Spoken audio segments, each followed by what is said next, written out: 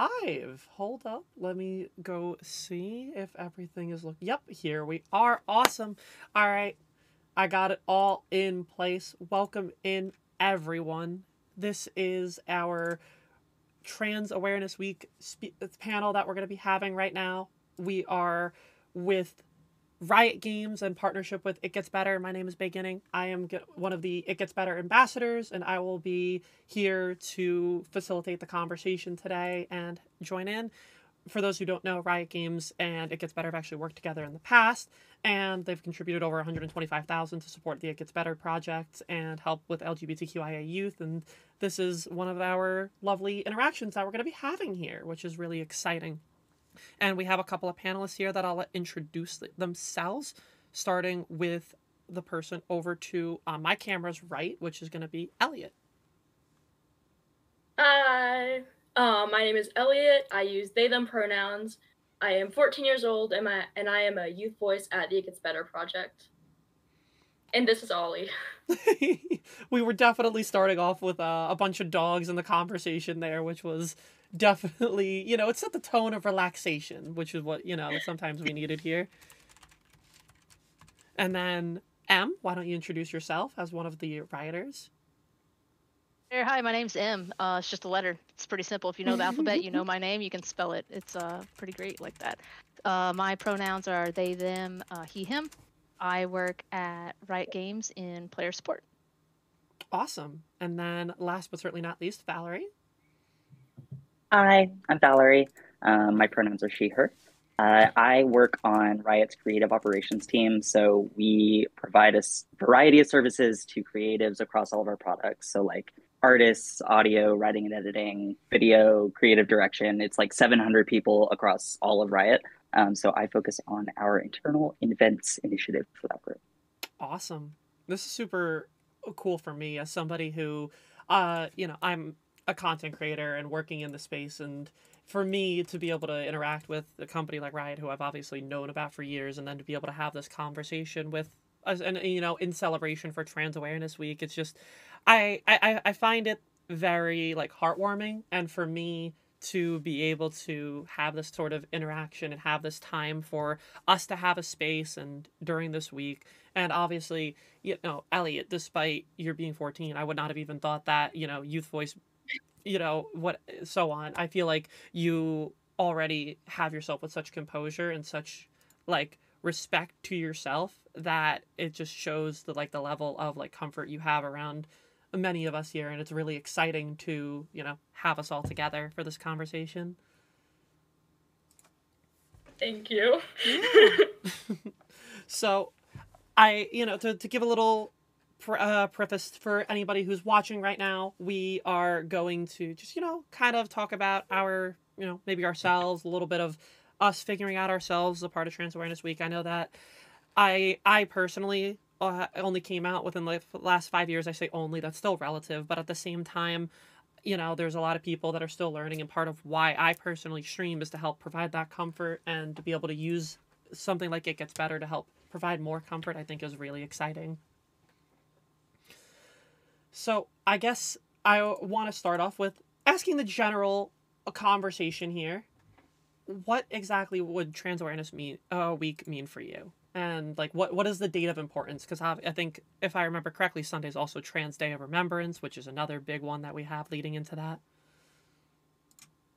So feel free, anybody, to chime in on that. What this week and the importance means to me. Yes, I think exactly. it's something. I think it's something for everyone to consider. I don't think it's just for like a particular type of people. Gender identity can be a very fluid thing, so you may feel comfortable today, you may be having questions later, or you may in the future, and it's okay. So like having an awareness week for folks to consider being comfortable with yourself, I think is honestly an act of kindness to humanity. It's take a moment, feel comfortable in your skin. I really like that. I think that, it's regardless, I know this is Trans Awareness Week, but I think we could all kind of relate, regardless of who we are and how we feel about like trying to feel comfortable in our own skin. There's always parts that, are frustrating. This dysphoria is a common thing that, I personally deal with. I'm sure others deal with. And it's, you know, that key of just being able to be comfortable with yourself and be able to, you know, spread that awareness and help others, I think is like, you know, just like you're saying. I think it means a lot to me too. Like I have taken part in activations like these, like this type of thing. I think I hosted and organized the It Gets Better stream that we did last year, right? So like I've been able to be a part of this stuff for the last few years. That's exciting. On the other side of this, which has been cool. But like I've gotten to interact with a bunch of just really incredible trans people who are like successful and making their way in the world, and they're like people I look up to and find inspiring just from like all kinds of different industries. It's just like this adage has been said a lot, but like sometimes you have to see a role model, like someone who looks like you, in order to believe that you can actually do something. So like those don't really hit until you really experience them yourself. And I feel like getting to interact with these amazing people within the trans community just has been a really big boon to me. So that's like the value I see of this week. There's also like of course the like historical cultural importance of Day of Remembrance, like honoring the lives of people who have lost their lives to anti-trans violence, just because you know, interestingly, like I think people are more aware of us than ever, but that creates a lot of like backlash too. Yeah. So I think a lot of the goal of awareness now is not just like we're here, but also like we are just kind of normal, regular people who want to live our lives and be happy. And like getting that personal connection of like, you know, we're here, we are cool people who like you're getting to see and like see on screen and be successful and be just people in the world, or like, and like we're okay. I don't know. It's there's a lot of value in that too.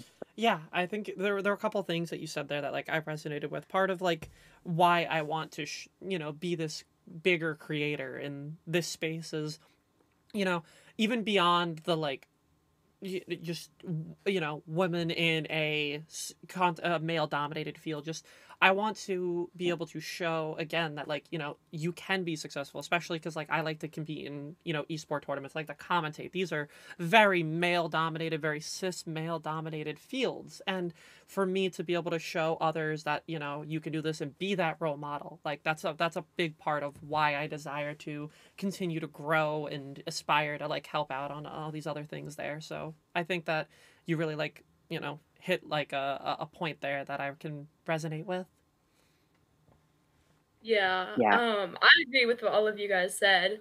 And I think that from like my perspective as a trans youth, like trans awareness is really important because yes, people are aware of us, but also certain aspects of it, like I think especially being non-binary and gender queer, like people get really confused by it. And then one of y'all said like it's important to see that we're just like normal people. I think that's really important. And also, when I was like trying to figure myself out, like I didn't know I had an option other than like being the gender I was assigned at birth, let alone being like non-binary, not having a gender. And I think that when I started seeing trans people like on TikTok, social media, like the internet, who were like thriving and like making content and just like being happy, it just really helped. And so I think that it's like this awareness and like even this stream is just really important.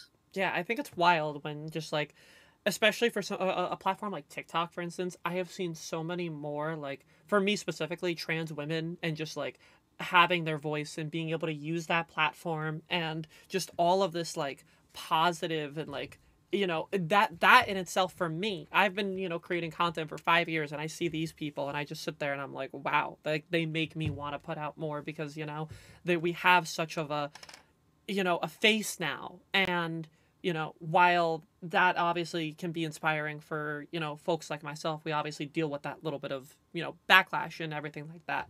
You know, for me, I know that I struggle mightily with my voice. That's something that is a very strong dysphoric feeling for me.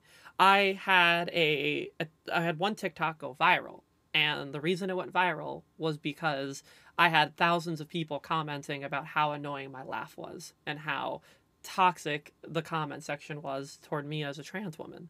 And I remember just struggling to like deal with that, and like I was like, I know I'm at the face. I know that like, you know, it's the fact that it hit 2.23 million views, like, astounding, crazy.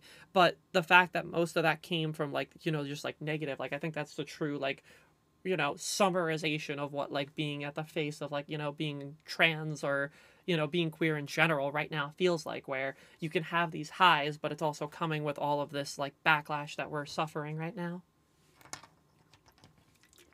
Yeah, speaking of oh, I'm sorry. No, go ahead. Like the backlash we're suffering right now. I live in Austin, Texas, and as you guys probably know, Governor Abbott just got reelected. Love him. Not really.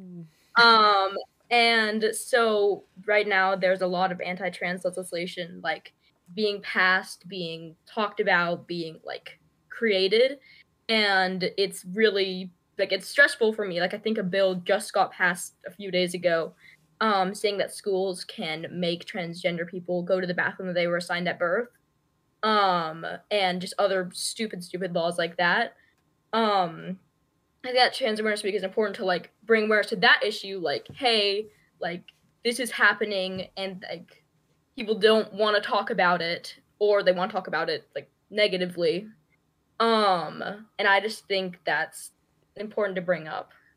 Yeah, I think that's a very, like, a key thing there, where, like, there's either there's either, like, a group of people that, like, don't want to talk about it. There's the people that, we do have people that do want to talk about, but there's also the people that also are using it as, like, performative activism, which I think is, like, another key thing that I notice a lot. And I think it's important to really just listen to our voices as well when we, like, tell people, like, hey, while I think you're having, like, good intentions, it's coming across in, like, almost like this way that could almost be, like, more harmful in the future, or they're using it for the wrong reasons. And I think that, this week is such an important thing to just, like, be like, hey, I don't want to say sit here, listen to what I have to say because I know better, but, like, that's part of what, like, this week is supposed to be about. It's supposed to be like, hey, be aware of what we have to say, how we feel. And I think that, there's a lot of voice to be heard. It's just a matter of people going out to actually listen to that voice is the important thing right now. I think that, like, performative activism comment hit so hard too, right? Like like he said before, Elliot, like I am a person who would not know they were trans if it weren't for like the internet. Like I also am a person who like discovered it in the last 5 years, and like it is fully because I see more like visibility out there from other trans people just existing and being like, yeah, this is my experience, and then I can be like, oh, that's mine too. I just had no idea that meant I was trans. So you like need those examples, but it also results in, okay, suddenly it seems like there's this explosion of trans people, and like that results in all this backlash and these people being like, oh, there's too many of them. And, it's obviously that cycle is awful and very irritating. And it's irritating is not even like, it is such an understatement. It is horrible and deadly and shitty. Sorry, I'm not supposed to say that. No, but it's fine, regardless, it's fine. okay, thank you.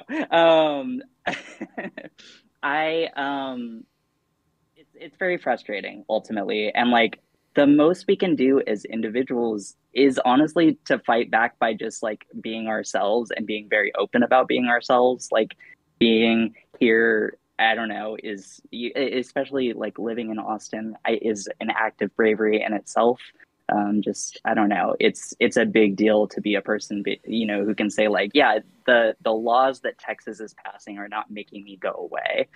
And I don't know, that's the case for any states that are creating anti-trans laws at the moment, and it sucks that our trans youth are targeted at the moment as a result. And that's the scary thing right now, especially, is that like there are, it's not just Texas, it's not just Florida. There's dozens and dozens of states that are trying to do it. The major government, not to get too political, but there's a lot of them that are obviously trying to, repress and deny the trans youth their opportunities that, some of us wish we could have even had when we were younger, I'm sure. Mm-hmm. Absolutely. Like, and Elliot, you hit the nail on the head when it came to the amount of representation on TikToks.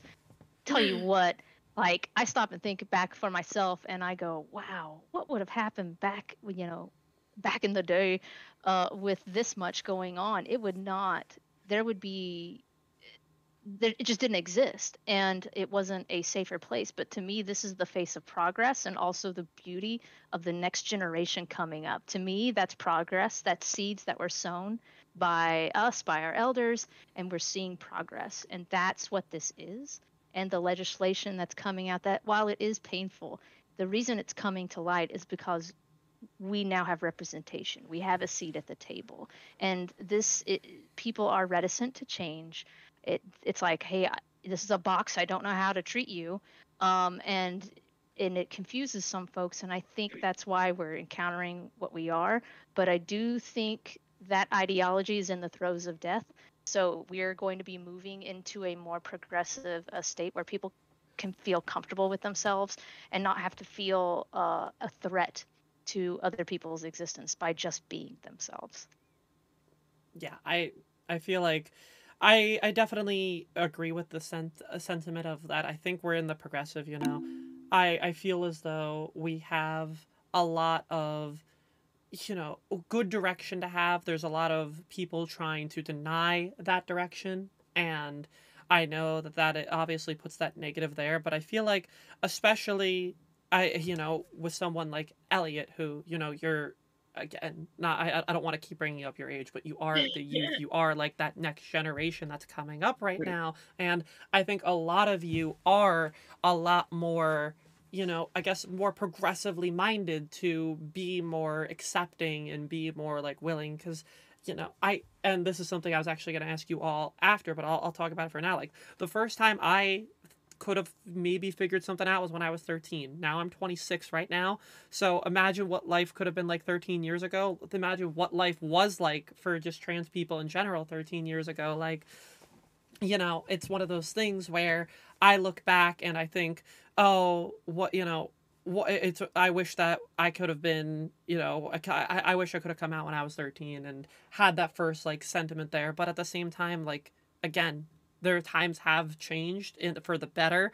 You know, I think back to how when I was first coming out to like my parents, I had like some family that would be like, oh yeah, I guess, you know, I don't know if this is them just trying to like tell themselves that they understand, but they'd be like, oh, I could have figured out something was up, but I probably would have thought it was gay because trans just like wasn't as like well known and well thought about back then. And I don't take offense on something like that because, again, it's not something that was as well documented and well out into the public eye because, you know, again, this is something that we are now finally getting to like the forefront a lot more of queer related issues and being our voice. And, you know, you think back to Val, I'm sure you both can think back to like middle school and high school where it wasn't the LGBTQIA plus, it was the like gay straight alliance, and then it was the LGB. Like, you know, it took a while for even to have the T in there, and it just shows just how much progress we've been able to have right now. Yeah, I agree. I'm glad to see more letters added, to be honest. Like, and I'll say them all. Like, keep bringing them, because you have a place. You have a place. Exactly. You know, we're just trying to, just like everybody else, keep having that positive light and keep being at the forefront there. And yeah, it's just, you know, it's nice to see the growth. It's nice to see the change, just albeit there's been obviously a lot of scrutiny these days, but I still think that we have a lot of positive direction and we just have to keep that momentum going. And, you know, for that, I still try to have hope. And, you know, I did want to, again, ask about it because I briefly brought up you know, about like, you know, your first connecting with your gender or coming out and stuff like that. And I wanted to, you know, ask all of you about like your experiences there, because I think that a lot of people, when they're first coming out, try to see themselves in other people's stories as a way to like really try to figure themselves out. So if you're comfortable with it, I'd love to hear all of yours. Yes, I would love to talk about it. I don't know why, I love talking about my like coming out so much because I think I'm one of the more privileged people that I figured it out pretty young, and I like came into a more accepting community. But even still, I've had some like struggles that just come with being trans, and so I've like always known that I wasn't a girl, which is what I was assigned at birth. I cut my hair short in 5th grade. I used to steal my brother's clothes and wear them. And I would get really happy when people couldn't tell what my gender was, which should have just been a big red flag. But again, I didn't know there was other options for me. And then around like when COVID started, I downloaded TikTok, which was my first social media app I was allowed. It's got my new iPhone 6 or whatever I had. And I learned about the term non-binary, and it felt like my whole world had opened up when I saw non-binary people and like learned about it. Because I didn't know I didn't have to fit into the boxes of gay or straight or girl or boy or anything like that. I could just be myself, which was non-binary and queer.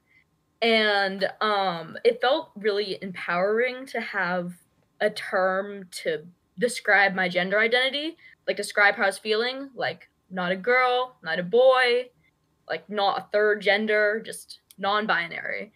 And so I came out when I was 12.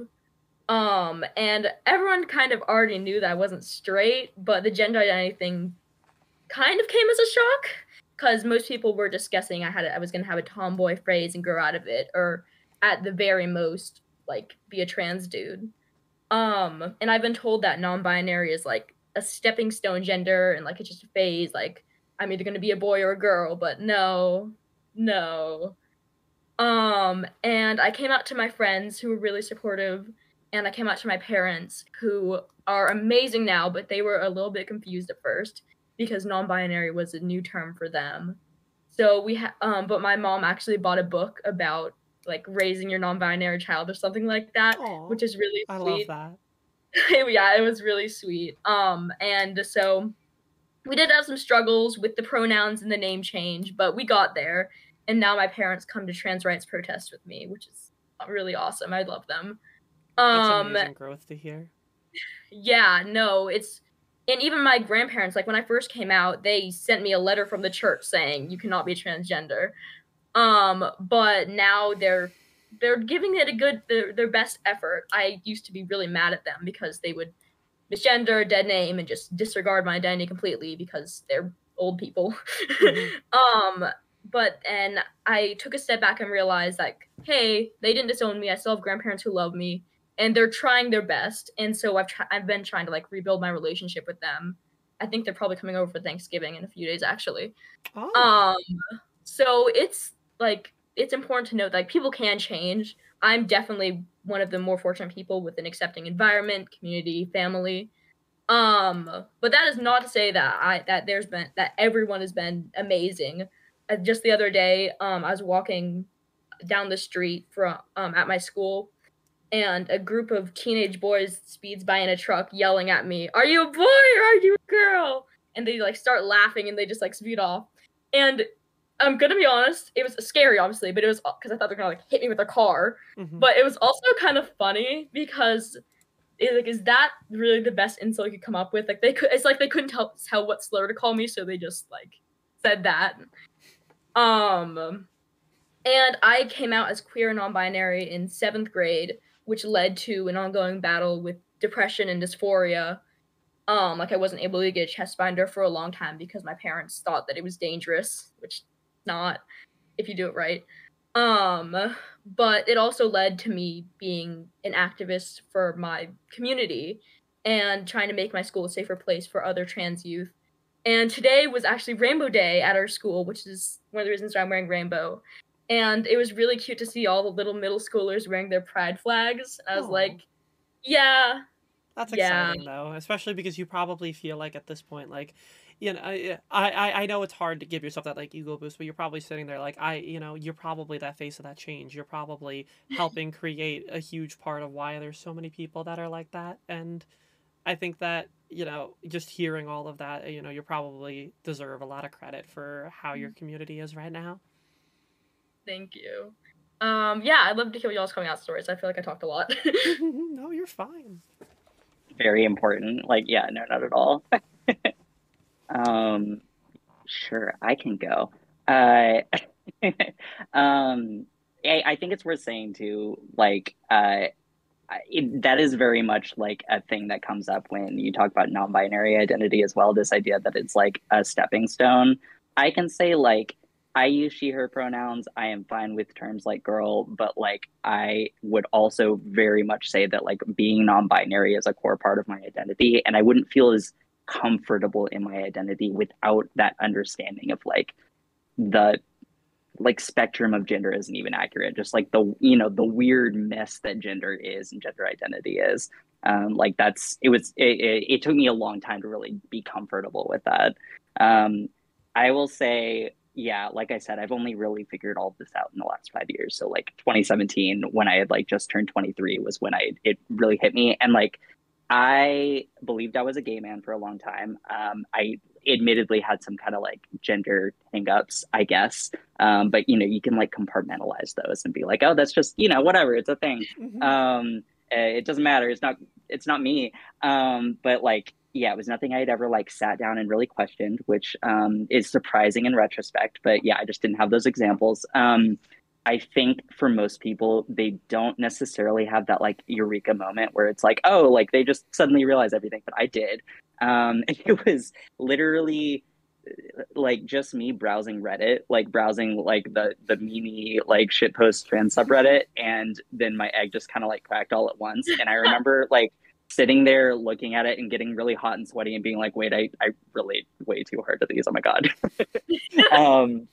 So yeah, I mean, it was like that. And then, I sort of like repressed it for a bit. And then like a few months later, it like came back up again. And I just, it has been a very long journey of like talking myself through a lot of things that ultimately like my first realization ended up being true, right? Like it once you realize it, then you kind of have to come to terms with it. And I think that coming to terms with it was the really hard part for me. But I've been in a good place for a while now. So, it's hard. There's like, I think, like I said, so much societal pressure. There's just this immense pressure on this decision to, choose an identity and announce that to the world and make certain changes. And like, there's so much that goes into the self-discovery process that is difficult enough without being influenced by all of that. So, sometimes I think I took longer than most, but I don't even know if that's true. I think there's a lot of people who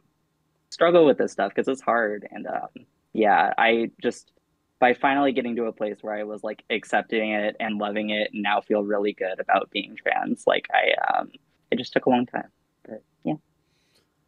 I think that, the one thing that I could hear and I'm thinking to myself was that like it's the convincing yourself, or not, like the allowing yourself to finally realize that it's like that was the hardest thing for me, because when I came out in college, I spent like the first month like fighting myself and just being like, I almost like to an internalized transphobia that I had within myself, where I was like, no, there's no way you're trans, no, stop, you're overthinking it. Like I would just be like, oh, and giving all these excuses. And then I remember like the key thing that hit me, where I like finally was like able to like come to terms and feel like comfortable, was just like, I would not have spent the past month stressing about this every day if it wasn't something important to me. And once I said that, and once I allowed myself to, acknowledge that, I was able to start to take the next step. And I think that that was like a very like important thing to figure out. One of the most helpful things I've seen online is people talking about how they'll be months or years into like transitioning and like being on hormones and stuff, and like, living their lives as their actual gender, and then have these moments of panic where they're like, am I actually trans? And it's like, yes, of course you are. You're like so much happier and fulfilled and like feel like a real person. But you just have these moments because it kind of digs in at you. You're not, there's just not a wealth of positivity out there. And it gets really easy for it to soak into your brain and for you to like question yourself as a result. So it makes me feel better when people are like, yeah, I've been on hormones for years and I still have occasional moments where I'll be like, is this real? Am I, not that hormones make you trans, but you know what I mean. Yeah, I get you. And then Em, if you feel like you have anything you want to add to that. Yeah, for my journey, as long as I can remember, I've always been male. I have always every birthday when you're blowing out those candles, what's the wish? I want to be a boy, because I kept being treated female. So I would be like, oh, I'm going to go do this. And my mom would be like, oh, girls don't do that. It was always, ladies don't do this, girls don't do that. And I was like, why would I want to be that? I want to go do this fun stuff. I want to go play with these toys. Like, what? This is dumb. It just didn't make sense to me, because I was like, those parts aren't required for this. Like, why is that even a thing to consider? And so I always thought that was weird, and always how the outside couldn't see who I was on the inside. But the first time I encountered a different box, there was this thing called Channel 1 that used to play in schools. It was kind of like news for kids. And I was in 6th grade, and they were doing some kind of protest or something, and they were talking about gay people. I go, oh, those are my people. And so then I went home and I talked to my mom, and I was like, hey mom, what's your opinion on gay people? And she gave me an opinion. It's not one that I agreed with, and honestly, it kind of like threw me further back into a closet. And just because of the now awareness that I had of like, oh, there's a stigma with this. Oh, I can't talk to people about it. And as time went on, I just was like, you know what? I'm becoming more and more confident and comfortable with who I am, and realizing that it's not really, it's not really a problem with me, but how people want to feel comfortable around me. And I kind of have my own space, and I want to be comfortable in my skin all the time, as opposed to the people who I encounter on occasion feel comfortable around me, but then I'm uncomfortable in my skin all the time. That felt wrong. And so I eventually was like, no, I'm going to choose me. And so then that's what I did. And so I was in my journey. I'm a boy. Okay, well, maybe I'm gay. And then I was like, okay, no, I'm still masculine. I'm still male. And I even tried on different pronouns and started going through being called just he, him. I remember I was thinking, always wanted this ever since I was little. Every birthday wish, everything. And it felt wrong to me. And it felt wrong because it just didn't fit just right. I felt a little bit of guilt letting go of what being raised female taught me and tempered me, and what I learned from that. And so I was like, I don't want to give it up, because then I feel like I'm not respecting that part of me that taught me so much. And so I was like, okay, then that's how I settled with the they, them. I'll still, he, him is still fine as well. But that's why I stuck with the they, them, because I felt like I wasn't honoring a very important part of myself.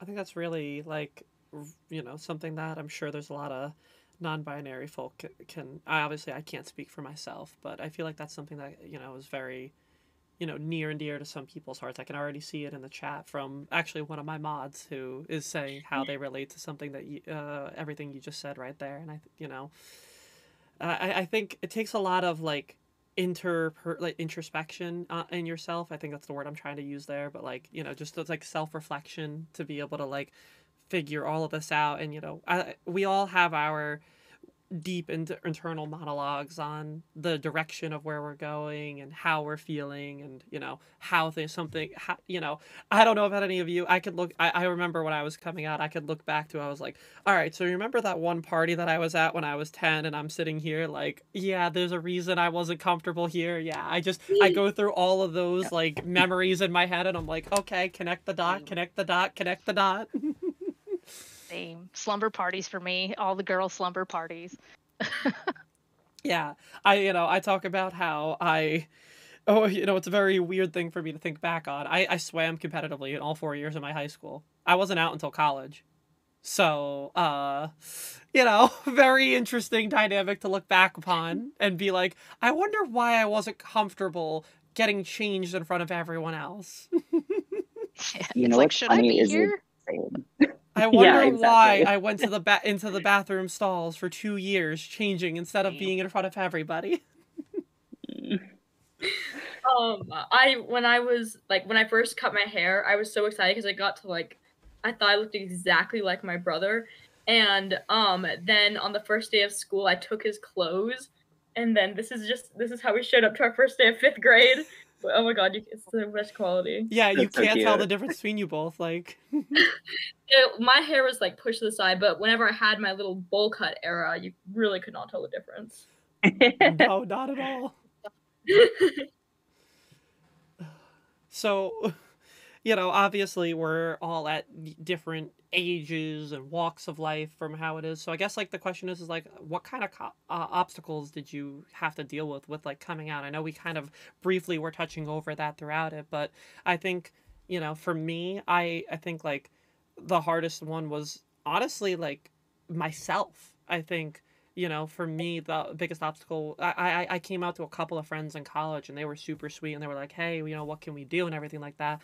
And I remember I would get in my head so much and give myself so much worry about like every single person I was telling. And, you know, I'd be like, oh, this person's not going to like me, or this person's not going to want me in their life anymore, or this person's not going to accept it. And I would go through like all of that like mental hurdle. And I remember just putting my body under like the worst depression and like the worst stress that I had like the first couple months of coming out, where I think for me at the start, that was like one of the hardest things. And now, you know, I think if I deal with any obstacles, it's really just being this, you know, front facing, you know, voice that I am, and in front of people, you know, people see my face, people see who I look like and everything like that. Like I don't hide that behind an anonymous name on the internet and stuff like that. So the, you know, the transphobia and the common comments that I will deal with, I think are like very common things that I, you know, I struggle with. And I think I look back at all of those things where it was just like, it's a lot of internalized frustration, whether it was in my individual one or this person's trying to be transphobic to me is their own internalized frustration.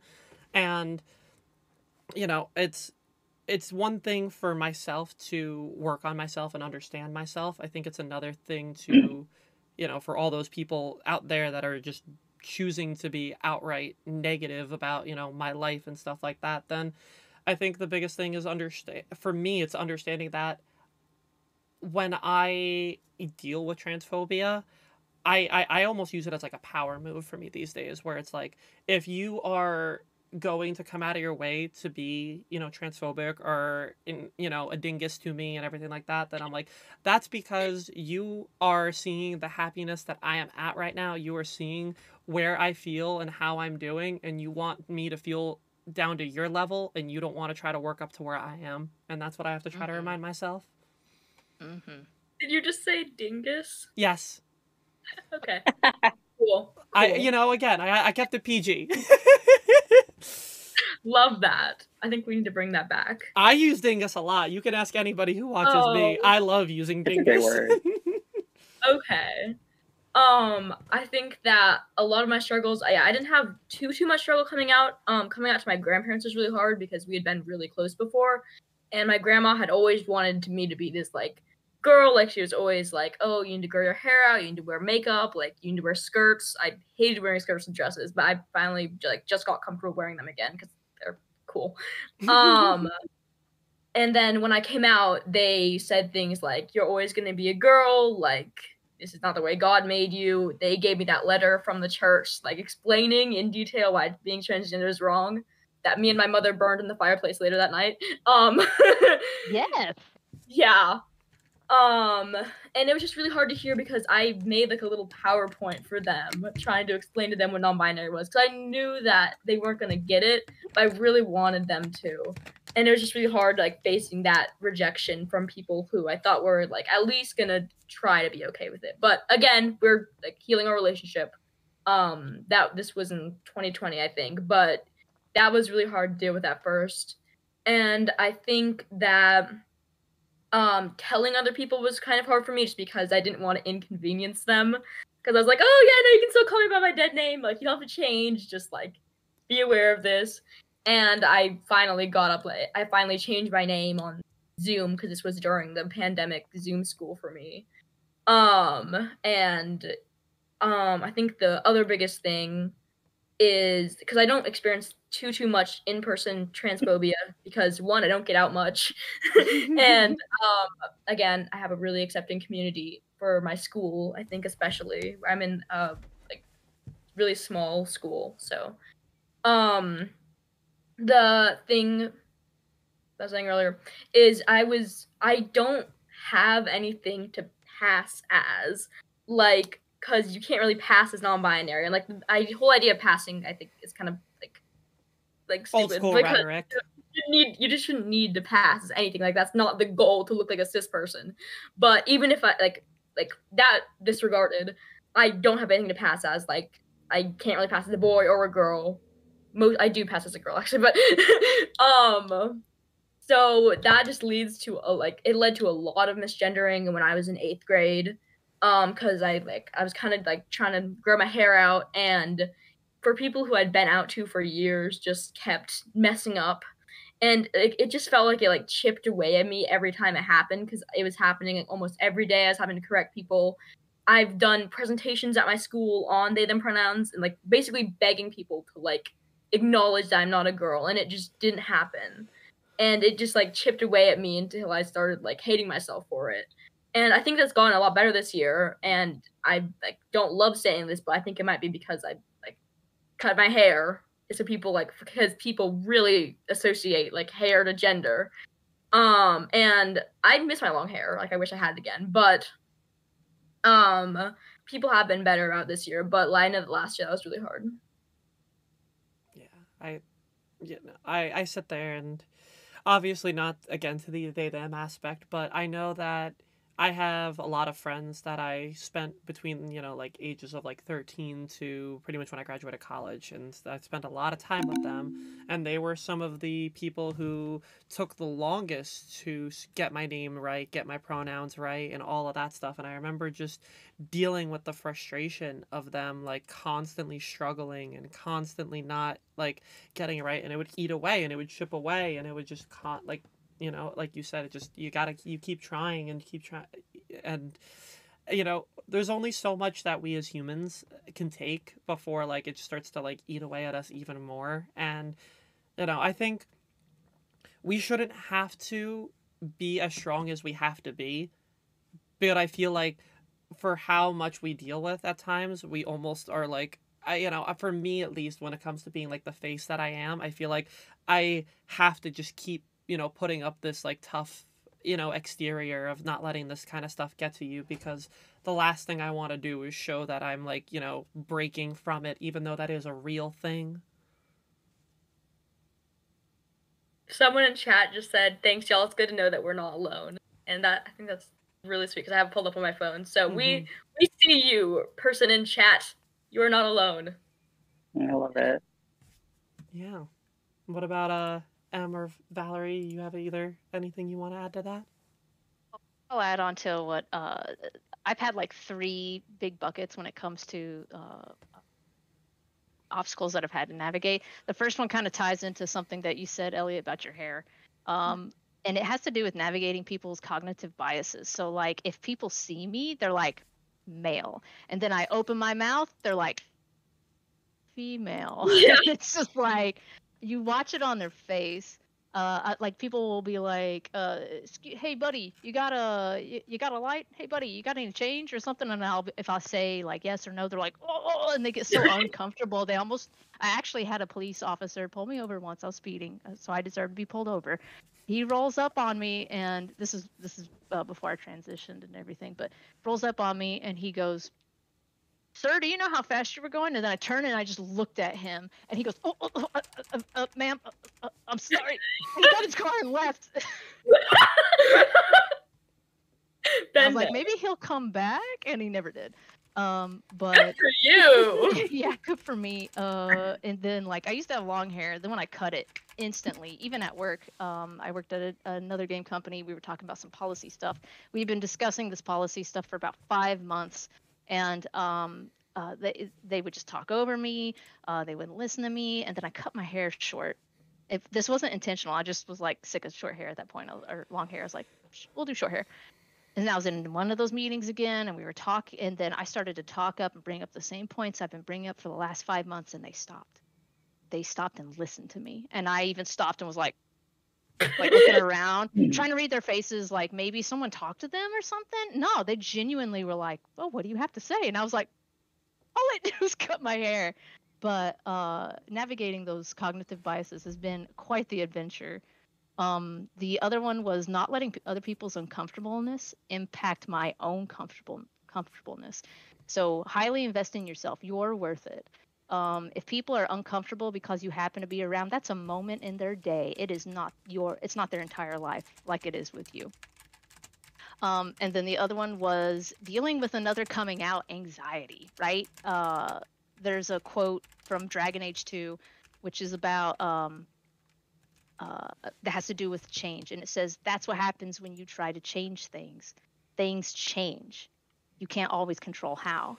So like you're sitting there and you're about to come out to your family or whatnot, and you are like choked up because you know this moment when I say this thing, which is my reality, my truth, when I say this thing, I don't know how you're going to take it, but I know it's going to change and it's going to be okay. So like, for instance, when I came out to my mom, and she did not take it very well, but over years, she's good with it. And I even talked to her about it during a lot of these fights. And I said, you know, I've had my whole life to be comfortable with me. You've had like a couple of years or months, so it's going to take time. And it's okay to give you that time to get comfortable with it, but I'm not changing. I'm betting on me, because I have to live with myself all the time.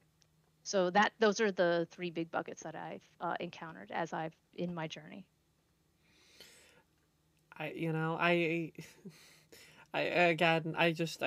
listening, and I just, I didn't have a lot of, other trans folk when I was coming out to hear their stories for. And, I listen to all of you that are here right now talking, and I just am like, it's almost like I didn't need that reassurance, but it's that reassuring feeling that, like, everything that I was going through is, at least like, okay, it makes sense. There's a lot of similarities and comparisons that you can draw, like for good, but it's just that, I guess it's that comfort knowing that I have that like sense of compatibility and that sense of like empathy that I can now like have with other trans folk.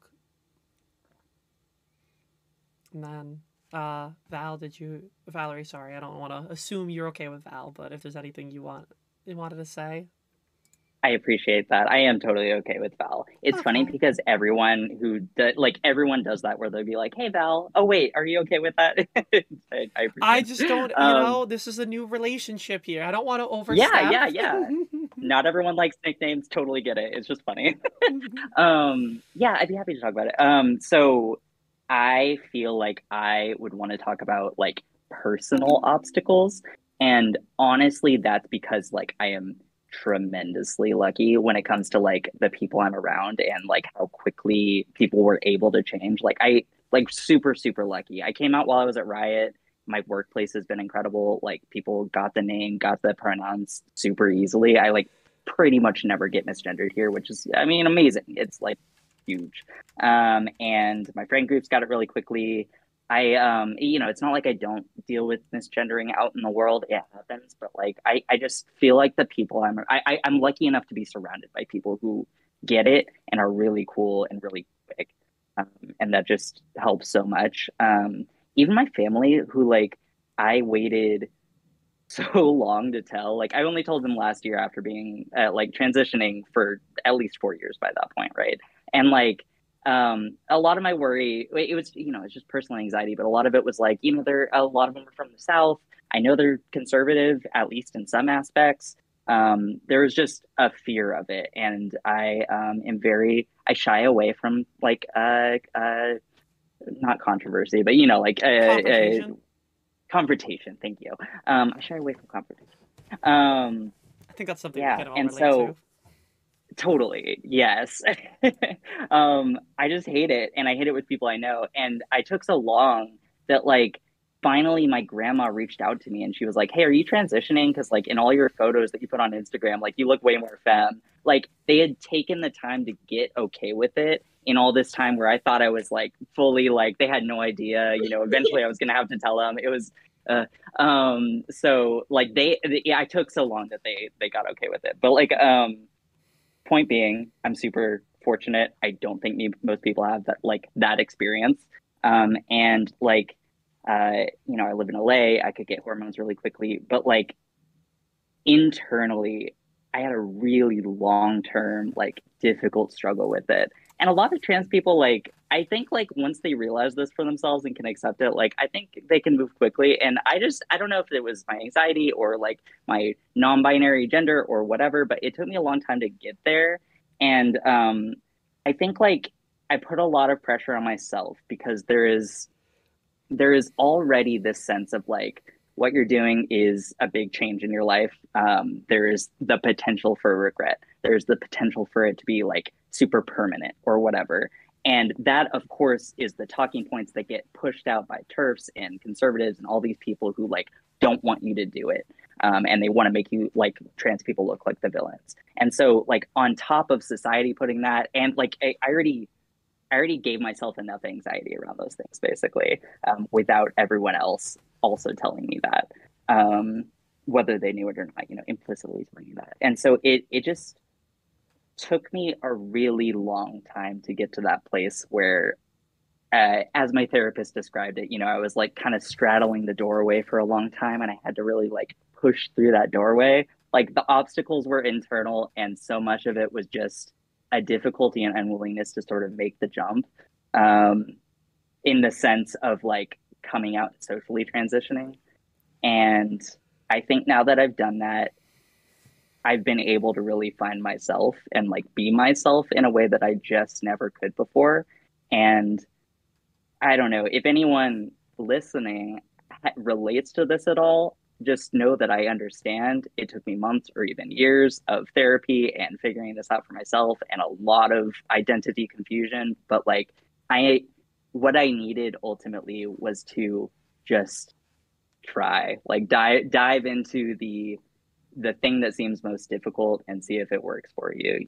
Like transition by degrees can work, but it doesn't always work.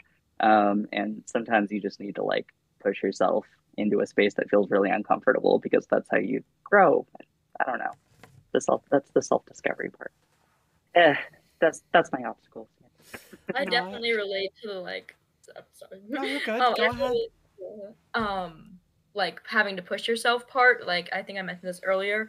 Like asking people to use my name was something that gave me a lot of anxiety because I was like, I don't want to inconvenience them. I don't want them. Like I was afraid of rejection and also. But then I like finally just did it, and it made me feel so much better because I was like, people weren't like unknowingly dead naming me, and then I think it also just let me like it was like just a really helpful step of my transition. So yeah, when you like exist in that place for so long where people are using a name that doesn't really match who you are and are using the wrong pronouns for you, like you almost don't realize how dysphoric just in general that makes you and the atmosphere that creates. And when you finally get out of it, it's like such a relief, and you just didn't even know that this thing is pressing on you. Like that's kind of what dysphoria is, right? Yeah. Absolutely. It's just we could probably spend like 3 hours just talking about dysphoria in general. Totally. Yeah, like it's just I'm just rolling through all the thoughts right now in my head. I'm just like, yep, okay. But I guess like this next question I have is gonna probably lead into the whole like Riot specific end of things. But like I don't know how Elliot, just because I don't know much about you, whether you'll be able to have much like to talk about here. But like how much has gaming like influenced your expression of gender identity? Because like for me, I think that like I didn't start off very like I was very like closeted and very like what, and then because I came to Twitch and because I started to meet people, I started to be able to feel like I can actually like see myself in others and see this like person that I wanted to be. And I think less so like specific games and more this like ecosystem, regardless of it being male dominated, I feel like I was able to sit out and be like, hey, this is me, this is what I'm gonna do, this is the space that I'm trying to create. And I think that like the whole like gaming ecosystem was a place that I was able to like really discover myself more. Yeah. I'm not like too much of like a serious gamer. Like I don't have a Twitch channel and game and stuff, but I really like Minecraft and I've played like Fall Guys and stuff like that. But I can relate to it a little bit because I feel like especially like the Minecraft community during quarantine was a really accepting of like LGBTQ plus people. And it was like made up of mainly like little baby gay and trans kids like just coming out, and then they all want to play Minecraft, and it was just like a cute little community. Like even like on Twitch, I had my like comfort streamers or whatever. I had my like Dream SMP phase. And it was cool. It was a good place to like see other LGBTQ plus people like just like in chat and like not even knowing who they are. And then I got to make like a gamer tag or whatever, and it was Elliot NB with 2 Y's because I'm so quirky. But it was one of the first places that I was like able to use my chosen name, like on Discord and like in Twitch and Minecraft. I'm not very creative with naming. Like I got Elliot MB and I just stuck with it. So that's my. You got like, the alliteration. It's good. Yeah. So I can relate to it a little bit, but not as much as y'all do, of course, the Riot people. I'd also just like to say, Fall Guys is very LGBTQIA because that's the game that I was pro in and never did everything like that, and that's the main thing that I've done for 2,700 hours. So you had another good game there. I might while y'all talking about the Riot game stuff, because I probably won't have that much input. I might grab a snack really quick. So if I like get up and leave, like that's why. Yeah. No, that's totally fine. But yeah. So either Val or M, whichever wants to say anything, if you have anything to add there. We're both like, yeah. Okay, I'll go. Boring, but go ahead. We've been on video calls for 3 straight years even at this point, and like it's still so difficult to like know when to talk. It's like amazing how the pandemic did not fix that at all. Plus Discord has that little bit of delay as well, so sometimes you'll just talk on top of each other. Yes, every video call does, totally. Okay, so yeah, this is an interesting one for me as well, because like to be clear, I said this at the beginning, but like I personally am not a game dev, right? Like I don't work on the games we put out. I'm on like a team that is like a service team for the creative people who work on all of our games, and in entertainment on like Arcane and all this kind of stuff. So like I have always been tangential to games. Like I've played games for a long time, right? Like when I was younger, it tended to be your social party games. I would play Smash a lot with my friends. I was really into Guitar Hero for a while. I was like great at Guitar Hero. And I like that was my identity because I like knew those songs. But like there wasn't a whole lot of opportunity to express or explore my identity in those unless it was like picking a cute girl guitarist, which I did, but I think that as I've actually started to explore my gender is like when games started to have an influence. So like both getting into Riot, being closer to games, having a partner who's like a big gamer as well. Like it's been a really big source of excitement to number one, find the games that really speak to me and like play games that have like explicitly trans themes, trans characters. I can identify with the female characters in a certain way that's really powerful. Like a lot of the time it's visual novels or narrative adventure games, not your like typical, like it's not MMOs or anything more complex. A lot of the time it's just strong stories told in a different medium. And I love that. I just love a really good story. And I love when a story can speak to me on a personal level that I just did not get growing up. So a couple of years ago, I got the opportunity to interview AVB, who wrote the game We Know the Devil, if anyone has heard of it. It's like a visual novel with some choice-based stuff. And like playing that was a core moment of understanding. There's a trans character in that who is like discovering they're a trans person. I just didn't know that many trans people in real life when I played it.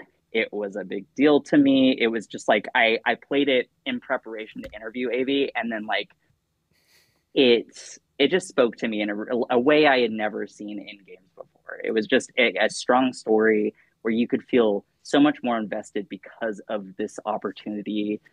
This like, oh my God, what do you call it? Like the engagement factor with games, whatever, your interactivity, the interactivity with it just like made it so much more powerful. There's also like the Life is Strange prequel, Before the Storm. Like And then Tell Me Why everyone as loves well.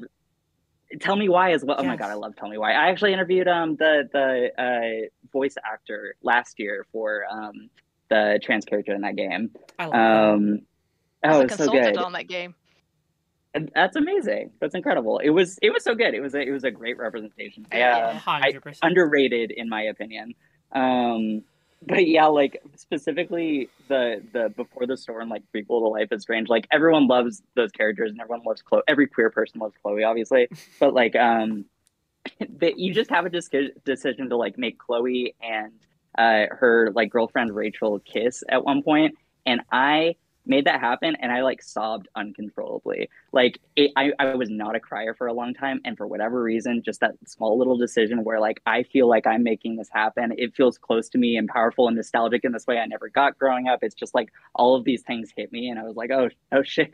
And it's such a little, you know, it's a relatively small moment, but just basically what I'm saying is that games provide this interactive, engaging place, and like new games tell a lot of new stories that I didn't get growing up. And I think the nostalgia on top of just how well written a lot of these things are just hits in ways that I never experienced. So you know, we're all going through, or I'm going through second puberty, so it's like experiencing a lot of those deep emotions all over again. I totally feel that though, especially when it came to like those games in general. Just the Life is, I know you're Riot, but like God, the Life is Strange games, that whole series. So good. Amazing. Like our games are incredible. Riot's games are incredible. Yes. Don't get me wrong, but I love these like story-rich games. Like, yeah, I love Life is Strange. I love that. Yeah, all the donut stuff. I also did like the part where you were talking about how like, you know, like you've been working like tangentially with games, or you've been a tangent to games, and then you're talking about how you like finding the characters, and then you were mentioned Arcane, of course, and you know, and yeah. I did sit there in my head and I was like, yeah, okay. If you know, you know. My journey into this industry has been very weird, but now I am, yeah. The stories we tell are very fun and very cool. I love that. Yeah. Well, for me, something that you sparked to my mind, Valerie, was about Rock Band actually being something that helped me with my journey and just reaffirming. Growing up, when I was in 6th grade, it was kind of like, okay, you can now take this thing called band. What instrument would you like to play? And I was like, I want to learn drums. And so I went home, because you have to like talk to your parents, because you know they have to buy or rent the equipment. So kind of important to get their blessing. And so I went and talked to my mom about it, and I was like, I want to play drums. And she was like, oh, girls don't play drums. No, you can't play drums. And I'm like, well, you want me to play a flute or something? Like she wouldn't let me play drums. So when Rock Band came around, I could play drums, and that was like the most amazing thing in the world, was to start like getting into drums and music, where I couldn't have when I was younger because of a variety of social norms at the time. But this kind of broke it. It kind of made you feel welcome to it and start doing that. So to me, that's something that helped. Otherwise, being male and being male, feeling male inside, but the world trying to tell you you're something that you're not. Games was a good escape. And then there's plenty of games where the protagonist is male, so that was an easy one to always fit into. But in contrast, I know someone on the other side of this globe of gender would not have something that was there for me when I was younger. But yeah, Rock Band was a weird one for that I think some people may not think of immediately, because it's more about a societal norm that was implied based on my region or my upbringing, that I could experiment in safely and live something that I couldn't have when I was younger. I mean, they always I say that things are cliche for a reason, and it's like there's something that small can happen, like something that's small to you is gonna be, or something that's small to somebody else can be a huge thing for you. And I think that I it's while Rock Band might have seemed like such a silly way for you, it clearly has this like deep seated like connection for you. And I think that some, you know, there's a lot of people that can find themselves in like things that you might not expect. And you know, it's nice to hear those things because it allows you to get that second perspective amongst, you know, all of the other ones that you're hearing. And Small. Oh, sorry, you go. I was just gonna say small tangent, but like my chosen middle name, Corin, is the name of a bassist in an all-girl band, Sleater Kinney. And I'm like, I just think it's insane to me, this idea of like girls don't play drums. Like, yeah, no. Like, and I told my mom, I was like, well, what about the Go-Go's? She was like, oh, they're all lesbians. Oh my gosh. So The old school rhetoric out there for like the societal norms is absolute, like it's so wild to look back on, because you know I forgot to mention this before, but like how you were talking about how you have some people who will look at you and they'll be like, oh sir, and then you know immediately they hear the voice. And I get the adverse. I remember I worked at a Kohl's before I came back to content creation, and I remember like my hair would look like this, so they'd look at me and they'd be like, oh ma'am, and then they'd see me turn around and they'd be like, like I so like I got the adverse, but like I can totally understand them problem. Yeah. You know, it's like cool. Mm-hmm. Do you want to buy something? Yeah, I you just want to get like I'm just here to get you at it. But yeah, it's like we close in 5 minutes. Oh, dude, I could go on for hours about those kind of people, but we can save that for another conversation. I did want to ask M and Val, you in particular, like one of the things I remember when we first like when we were first talking and got to meet each other, you were talking about how like your workspace was like so unique for yourself in terms of like how it's helped and how it's, you know, in terms of your identity and just like your confidence and everything like that. So I'd love to for you to be able to share that with others. Yeah. You want to go first? Sure. Yeah, why not? Yeah, sure. I do have to use the bathroom, so I'm going to let you speak, but yeah. I might do it later. That's totally fine. Thanks, son.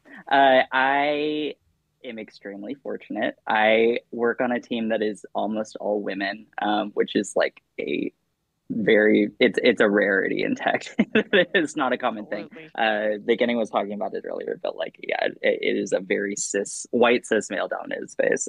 So there's like an immense amount to be said for, I think, our team's self-awareness as a result, and like the empathy that we offer to each other. There's just like this, this is my first time working in games, but I have worked in film before and like in other industries, and like there's a certain degree of empathy that we give to each other that like all the time when we're working together and collaborating, which is all the time, that I've just never felt in any other work environment. I think there's an element of just understanding that comes from like we all come from different backgrounds with different details technically, but there is still a level on which we can connect in a way that we simply wouldn't be able to do with a lot of our cis male counterparts. And it's just like, it is so valuable and different and special. And like, I almost worry I'll never find it again, but like, it is a great thing to have. I think it just empowers us to make the best stuff, because we all have stated this openly, feel very, very comfortable with each other to share opinions and feedback and thoughts without that element of, you know, just like the weird dynamics, the difficult dynamics of talking over each other, or, you know, figuring out who gets the credit for what. I just think we are all very mindful in that respect. That's, you know, that's not to say that all women or no men do that, but it is, it's just unusual. It's an unusual environment in a way that's just so positive. Yeah, I don't know. It's like hard to describe, but it's amazing, and we've all talked about how great it is. I think you could also say that just about diversity in general. Like the question that this was initially put to was like, how does working with a diverse and inclusive team improve life? And like, I think that unique perspectives just foster better ideas. And it's been really great. I think in the time I've been at Riot, which has been a period of growth, as I understand, like that philosophy has seeped in a lot more, at least in the places that I've seen. Like I'm friends with a lot of queer people across Riot. A lot of trans people work on our games. Like there are people of all backgrounds and walks of life. But yeah, we're empowered to take initiative in a lot of the things that we do at Riot.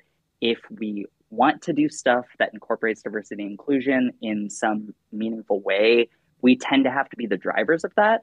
And so, like, obviously, there are a lot of cases in which that results in nothing being driven, especially when you have people who don't have to like sit there and think about it every day of their lives because it impacts them in a certain way, right? And so when you have diverse teams where like in different ways, like they're the way society interacts with them is like top of mind just because like that's existence. I think that is for trans people, that's for women, that's for people of color, like that there's so many different, that's for queer people in general. Like it becomes so important to get those different aspects and those different experiences like on a team, because the way you look at your work and who's included in your work and who the audience is for your work becomes so different, so much broader, and so much better as a result. For our team, when we're doing stuff like who do we ask to be on camera for this video that's going to be seen by the whole department that we work for? Who gets to be on stage for this event? Who gets to represent their discipline and like share their knowledge back? Like we are in a very prime spot to be very mindful of like what it means to see someone up there that we identify with. Like I said before, like sometimes you just have to see yourself represented to believe that you can do something. And like that comes back to us where we can have that effect of empowering people who wouldn't necessarily feel included or empowered with this company or in tech in general. Yeah, so like there's a lot of like almost invisible stuff that happens on a team like ours, but like it's the positive just for both us and for the people that we're advocating for, that result from it being such a cool, unusually diverse team. Yeah. I love that though. You know, it's reassuring to hear all of these like positives about like, you know, a company in the tech industry, especially just because again, you know, there's the old school rhetoric, the you know, the common tendency of, you know, men dominating the tech field and cis dominating the tech field. So it's just I just sit here and I can just listen and you know, there's just like that sense of comfort hearing what you have to say. That's good. I'm glad. It seems to be a strong initiative at Riot to like bring new people into the tech field. I think we work really closely in tandem with like groups that train women in tech and stuff like that. So like I think it's something that the whole industry wants to see in theory, but it helps when you have the people to advocate like there in the place. Yeah, I don't know. But yeah. Mm-hmm. For me, in player support, we have a pretty diverse group of folks, including not just gender, race, but also nationality, language, culture, and even just conducting business in various parts of the world. You learn something new about how they prefer to engage, and then you yourself get something from this as you interact with these diverse groups, right?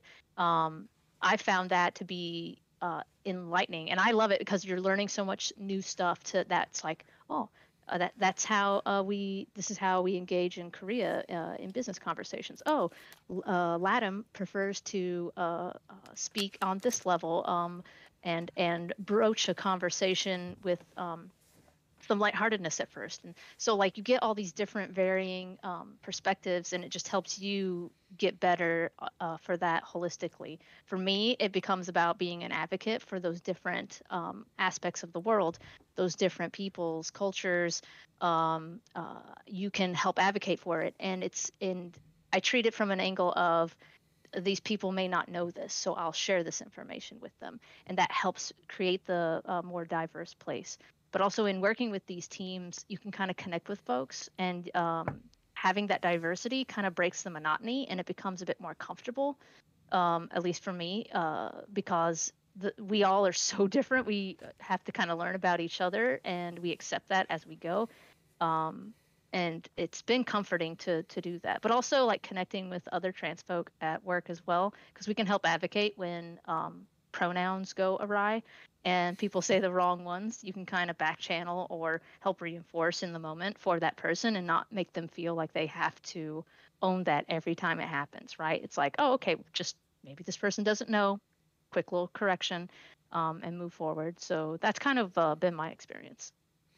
Do you any? This is a question for all of you. Do you find it easier almost correcting for other people's pronouns and like defending your like other people over yourself?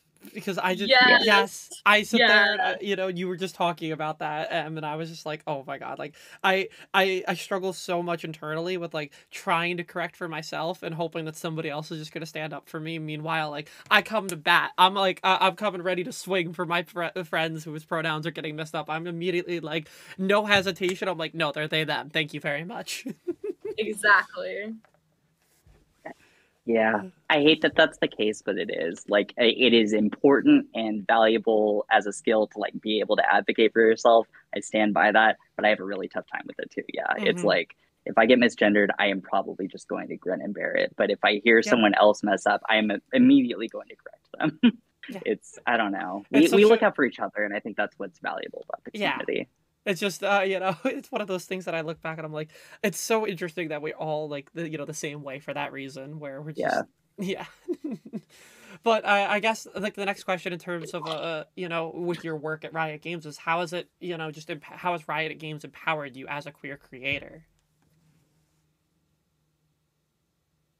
And you should go first on this. It seems fair and proper for me to go since I invited you to go first.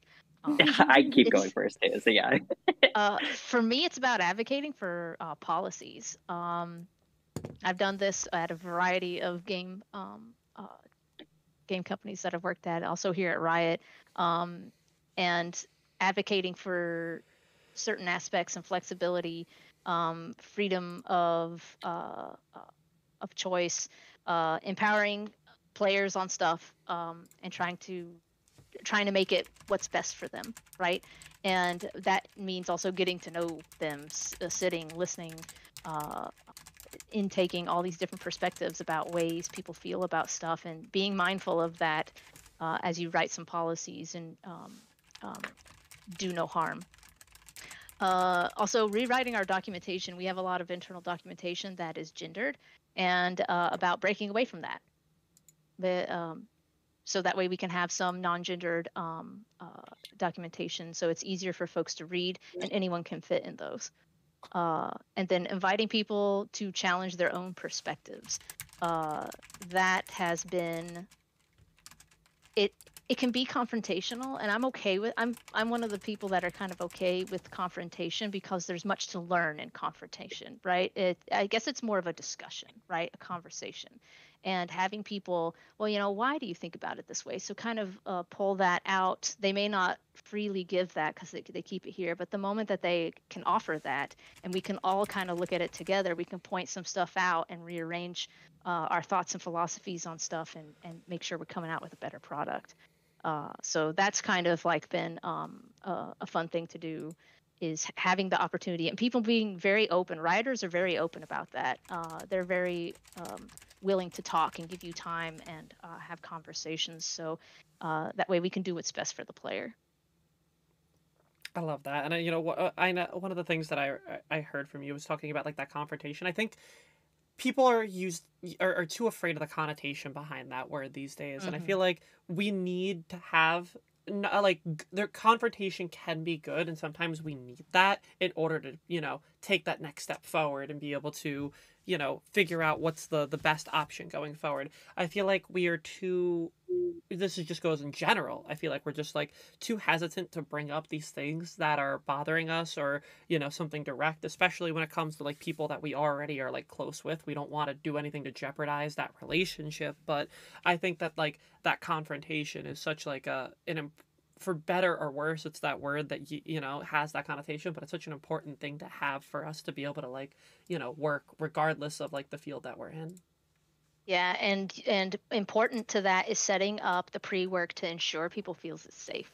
It's Mm-hmm. really important to let people know this is a safe space. Like, we're having a conversation here. There's nothing here about your performance or your political views or anything like that that's going to be set out here and judged. This is genuinely about all of us just talking about this so we can have a discussion around it and learn from each other and discuss what's best going forward. But yeah, making it safe is critical to having that kind of openness. The way that I describe a lot of like education tool when it comes to like gender education that I say or just like anything like queer related in general is it's important to make sure like you're not putting the person on the defensive. People want to learn and you're trying. As soon as you make them get defensive, that's when they're going to be more hesitant to that change. You have to try to come from this ability to keep it like rationalized and make them feel like their ignorance isn't the reason why they're messing up, and more like, hey, this is a way to like take that next step forward. And I've learned a lot when it comes to like within like family and stuff like that, trying to like word things carefully so that they don't feel like they were stupid or anything along those lines because they didn't get it. And so yeah, I think there's a lot of back and forth here that we could have on this topic. I think adding on to that, another thing, like especially when talking about gender and also queer stuff in general, with education is not making people feel like it's like us against them. Yes. Like I remember a few days ago, and I was having my like health class, and with Planned Parenthood, and it was actually like really cool. We talked about sexuality and gender and stuff, which I know is not a lot of people's experience with health class. But we were talking about gender and like how it's on the spectrum and stuff. And just one of the things that like instructor pointed out is like everyone's somewhere on the gender spectrum. Like it's not something only transgender people worry about. And like same with sexuality, everyone's like on the sexuality spectrum. It's not just something queer people have to worry about. And so allowing people to put themselves like somewhere on the spectrum, like even if it's like I am a cisgender female, like that's like part of the gender spectrum. Like that's fine, that's cool. And so it's not just us against them. It's kind of that thing of like, toxic masculinity is bad for men too, right? It's like, or the patriarchy is bad for men too, where it's like there are gender expectations put on us as a result of like the entrenched gender norms that exist in our society that are extremely difficult to get out of. I mean, a lot of this stuff applies to trans people too, and the way that we perceive ourselves, and like the ability to get out of that box that like is pushed into your head from literally when you're born. I agreed. It's not an us versus them, but it's hard because everyone wants to other us. Everyone wants to make the trans community seem like we are a separate entity from them. Yeah, we have to do so much work to fight. Yeah, I that's such a like that resonates hearing that, where it's like they pretty much try to have us be separated. There's all like the turfs where they there's the word literal exclusion in it. Like there's such the common almost practice at this point of trying to exclude trans individuals from being just accepted and just being themselves. I remember I had this feeling when I first came out where I didn't want to label myself as trans because I just wanted people to be, accepting of me. I just wanted people to be like, yeah, this is Chloe, this is who I am. And, I didn't want that. Eventually, I started to want to wear that trans title with like a sense of pride. And I've started, but like at the start, it was that I didn't want people to, separate myself from anybody else. I just wanted people to, know me for me. And if they learned that I was trans, then, so be it. And I think that, both sides of how I felt at the time were valid at that point, and they were each at different sides. But, again, it's that whole idea of I didn't want people to have any preconceived notions or try to, exclude me in any way just for who I was. Yeah, I've like along the lines of that. I've seen like ridiculous like survey things, like when it's like ask your gender or whatever. Um, there'll be like male, female, and then transgender as an option, and I think that's like really funny, an example of how people like often try to other us or alienate us. And along the lines of like identifying yourself as trans, this is kind of like in the opposite direction for me.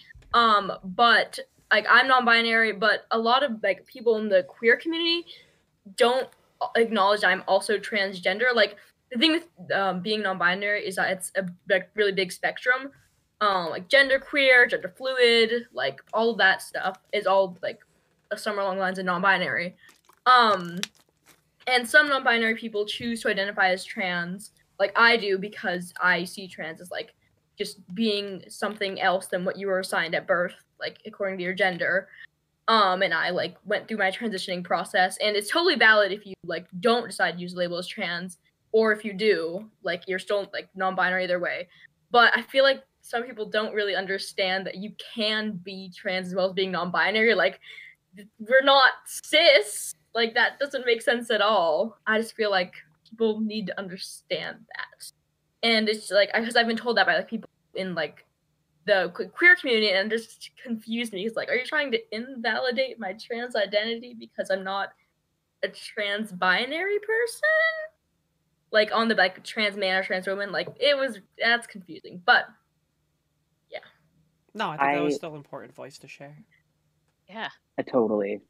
Like I continue to believe that like when people shut out like the folks in the larger trans umbrella, it is a matter of wanting to appeal to like a cis, like broadly normative audience that is, it is the sense of there is safety in the majority. And honestly, that is just not what our community can or should be about, because we will never achieve like trans liberation, right? Like shutting out parts of the trans umbrella is just never going to be it's frustrating. Yeah, sorry. That's like a very big topic, but I think that as trans people, we are unique, and we are widening the bounds of like what is possible within identity, and we should embrace that absolutely, because that is really the only way forward. Yeah, to me, the trans community is not a monolith. Even this own stream is so diverse. And to me, trans for me is transcending the common philosophy of gender. It's like beyond what the common binary, which two buckets are you in, and just so much more than that. Transcend. All those trans terms, I swear. Whenever I'm trying to like tell a story and I use like a trans with like the pretext of a word, I just sit there and I'm like, I'm not trying to make a pun. It's just, trans is such a common term for the prefix. I'm reminded of the. I was gonna say I'm reminded of the like 100 million Reddit posts that I've seen where it's like trans union, or like on a truck where it's like some transport thing and they use trans in their name, and so everyone's like, "Oh, the truck's trans." It's the same joke every time, but it's so funny. It's our humor. We're allowed this. We're allowed this. Bad. I think I've also had like moments where like someone was like binder, like talking about like a school binder, like a book, and I'll be like, "Oh my god, they're trans!" Like, yeah, it just because I think it's because it's something that we have to deal with like on the daily, and it's just kind of like at the front of our minds all the time. So it's at least some funny moments. I also, for me, I try to obviously be entertaining while also trying to, use my voice. I think there's a lot of power in having these jokes be like coming from us, and it allows even like, not that you need this with like your friends, but I make a lot of trans related, surgical related jokes around my friends, and they all love it because they know that it's funny, but it's also, for me, it's I'm putting the power and like, like I understand that like these are the goals that I want to make, and that these are things that I want to get to and stuff like that. But for me, it's also like if I can make the joke at it and I allow, like it allows my humor, but also me to be like, hey, you don't have to be awkward about this because like I'm the one that's making the joke in the first place. Yeah. Totally feel the same way. I love to like seeing like if I go on Twitter or whatever, I love looking at like trans stand-ups or like trans comedians in general because I think the common thing that comes up is there are obviously a lot of cis people who currently want to joke and make the same old jokes about trans people, right? And what's so great is that like being trans is funny at its core, but like the people making these jokes do not understand what makes it funny. Like they're not good jokes, they're not insightful, they're not interesting. Whereas like trans people can joke about themselves and it's hilarious. But I don't know, you have to like actually understand the experience. You have to like empathize on a level in order to like make something funny out of it, if that makes sense. I agree. Get stuck on the same stuff. Like there's people in their attack helicopter jokes. Like, oh, It's like the I same identify as thing. They're like, you're not funny. It's not funny. It wasn't funny 10 been years around ago for when 15 everyone started years. it. Like At least try a little bit if you're trying to offend us. Like, Lord. it's exactly what I tell the people. Like I know I shouldn't be like that, but sometimes I'm like, if you're gonna try to be like offensive, at least be creative with it. Like, you're using the same things over and over again at this point, and like nobody's gonna think it's funny. Nobody's gonna want to see it because we're tired of it. Totally. Yeah. Agreed. It's boring.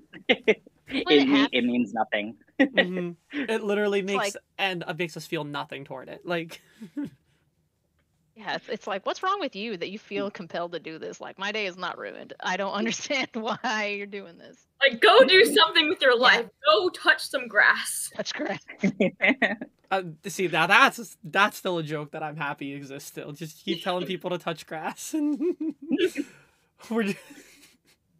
I'm sorry, we definitely tangented. We got a little bit on a tangent there. I don't even remember at this point. Val, did you get to talk about your stuff? I want to make sure that you get to speak too. I appreciate that. Thank you. I guess not. Yeah, sure. I can talk about how Riot has empowered me as a queer creator. I got to make sure I empower you and you use your voice. Thank you. Like I haven't touched that already. Okay. I'm not exactly a creator in the sense that, like, again, I'm not like a game dev, right? But like, again, like we have trans people working on all our games. I do think that's important to acknowledge it, even if like I'm not the representative of that. I still think it's wonderful working close to games, regardless. Speaking to like my own work, I think I felt really empowered through working through our like employee resource groups, including like the Rainbow Rioters who helped set this up. Like my role currently, like my actual job is a project manager, basically on like at its core. And like I've worked in the employee resource groups before. What's wonderful is like we are handed this responsibility, like an empowerment, this space where you can really advocate for yourselves and for your community the way you want to. I think Riot is really good about that, about sort of handing you the reins, which is cool. I have always felt listened to in those types of spaces. I was on the leadership group for the past couple of years, and had the potential to make a lot of impact there, which was great. I think like we work at a company that requires a lot of work, like a lot of hard work. There's a lot going on. It can be a real energy drag to try to do something outside of your work, but like it is still very empowering when you have the potential to push for projects that you think are just going to be amazing. Like stuff I think we've been able to do that's been really cool is we've been able to like run ballroom events internally and like use that to teach people who had no idea about like queer ballroom culture, which was really cool. I mean, that's special. It feels like you're making an impact, and it's a thing that honestly most workplaces probably would never want to dive into at all. And we got to dive in really deep. And I've gotten the opportunity to spearhead Pride events as well. So like I've been able to take all of that knowledge and use it to run internal events for like my main job for like this really big group of people. And now I have all this experience because I worked on the employee resource groups that I can like utilize towards advancing my own career. Like that's empowering, that's powerful because I had the opportunity to step in and do it myself. So yeah, I think that's like the biggest place where Riot has really empowered me. I do want to call out that, like, you know, we like to talk about companies as individuals in a sense. Like, Riot is a corporation. It's not a monolith. It is a group of thousands of people who, yes, are aligned on certain values, but like ultimately, you know, Riot is imperfect because it is a group of people who are imperfect. But I do think that like the policies that we've set up and the ways in which we've grown over the last several years have really opened up this space where, like, I don't know, you can make your own, you can advocate for yourself, I think, in ways that weren't always possible. It's been slow progress, and I know like the trans community here has had to fight for certain things in terms of benefits and stuff, but like I do feel like we have a voice, and that means a lot, and it makes me feel better about working here. So yeah. I think, you know, sitting there and it circles back to stuff we were talking about at the start, where like it's progress, it's slow, but you're still able to see it, and I think that there's a lot of hope that comes with that kind of thing, and that's something we can all relate to. You know, it's one of those things where I guess this might seem like a weird like analogy here, but you know, when I started first coming out, I was sitting there and I would see how all these endpoints that I want to get to, and sometimes it was hard to feel like I was making any sort of progress. But then you start to make like little goals, or you sit there a little bit slow, or you like, you know, you see those little spots that you were able to get, and that provides the hope because, you know, you've seen those like stepping stones that you've been able to place and get in there, which has allowed you to take these bigger steps to move forward. And I think that, you know, I can kind of see a little bit of that in what you're saying right there. Yeah, I think I think that is part of the reason advocacy is exhausting, because that progress can be really slow, and you can know what's best for you or for your community and what should be in place, and you still have to like fight for those things sometimes because other people are in charge of it.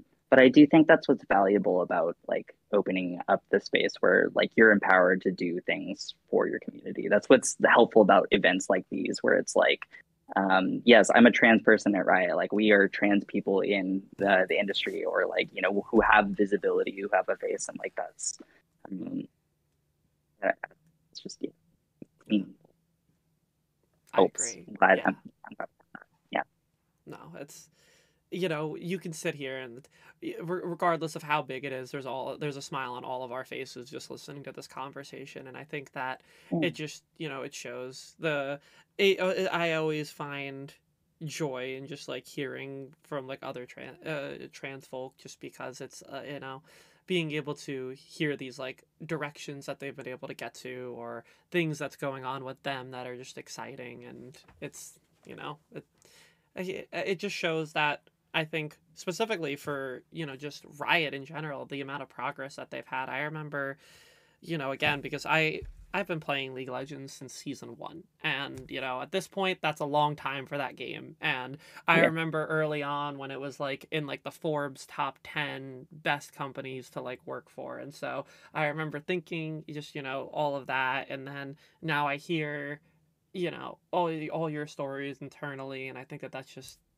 you know, it provides hope for not only, you know, our next generation of trans folk, but just also like just being queer in general in these industries. I think is, you know, it's nice to see that there's more, you know, front facing personality behind it, and we're able to all be able to, you know, not feel like we can't be ourselves. I have two things. Yeah.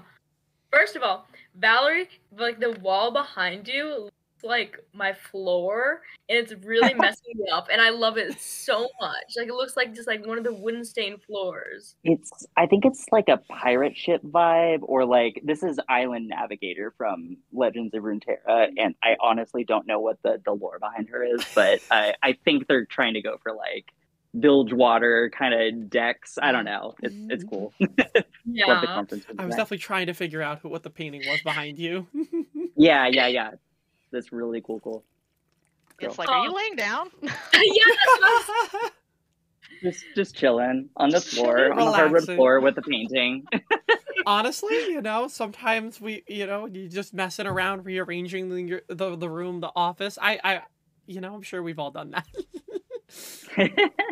Yeah. And the other thing was, I feel like I probably should have done research on this, like, before I came on a Twitch stream. But what are, like, some of the games at Riot? Because, like, I've heard of it, and I've heard of, what do you say, League of Legends, but I'm just curious, like, what else? Valorant, first-person shooter. Oh my god! Oh, that's Yeah. good. So yeah, that was our third game. Our second game was Legends of Runeterra card. It's a free-to-play card game. Yeah, which is the art's from there. Wild Rift, which is kind of League on mobile, a little bit different, but yeah. And we also have those Forge titles. Oh yeah, the Ruined Convergence, which was the Echo one, Ruined King, yeah. Yeah, so those are our games. And then the in development fighting one that is, Project L. Yes, Yeah. Project L, yeah. Also, Arcane, that's like a show on Netflix. Mhm. Yeah, Oh my God. League characters. Yeah, I know, it's great. I love it too. That was like my first introduction, honestly, to some of the lore in the game, and yeah. My best friend does not play League, but she watched Arcane, and I think it just goes to show how like widely, like well written that was. That if you were able to separate whatever preconceived notions you had toward League of Legends, because I know some people have that, and they, so on. But I think if you can separate that and just enjoy it for like the piece of art that it was and like the storytelling that it was, you don't need to like League to watch that. You don't need to know anything about it to like that, and it shows right there. Season 2. I love Arcane. Oh god, it's been forever since I watched it. Is like Vi or V, or like the one with the like red hair? Yeah. And then the other one, are they Caitlyn? dating? Oh, and Caitlyn? Are they together? Are they gay? It's certainly implied, isn't it? Yeah. There's so many. I Like, can't confirm anything. I have nothing to confirm. I know nothing. there's so many like TikTok edits, and like I've seen like people do like cosplays of them.